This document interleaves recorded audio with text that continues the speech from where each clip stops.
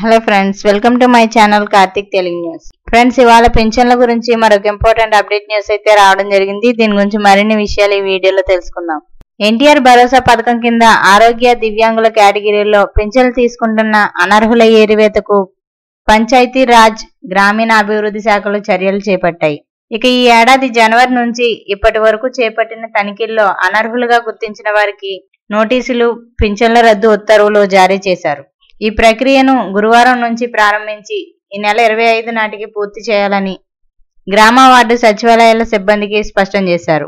వైద్యుల ధృవీకరణలో నిర్దేశిత 40% కన్నా తక్కువ వైకల్యం నమోదైన వారి పింఛన్లను రద్దు చేయనున్నారు. 40% కంటే ఎక్కువ వైకల్యం ఉండి తీవ్రమైన అనారోగ్యం లేకున్నా 15,000 రూపాయల పింఛన్ తీసుకుంటున్న వారి కేటగిరీని 6,000 రూపాయలకు మార్చనున్నారు. ఇక అదే విధంగా దివ్యాంగులు కాకుండా 40% కంటే తక్కువ వైకల్యం ఉండి వృద్ధుల కేటగిరీలోకి వచ్చే వారిని 4,000 రూపాయల పింఛన్లోకి చేర్చనున్నారు.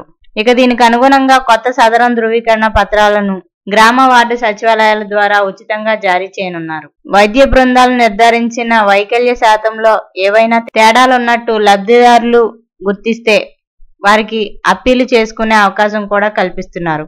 సో ఫ్రెండ్స్, ఇది అప్డేట్ న్యూస్. మరిన్ని అప్డేట్స్ కోసం ఛానల్ సబ్స్క్రైబ్ చేసుకోండి ఫ్రెండ్స్. అలాగే పక్కన ఉన్న బెల్ ఐకాన్ క్లిక్ చేసి వీలైతే ఛానల్ కు లైక్ అయితే చేయండి. Thank you friends. Thanks for watching this video.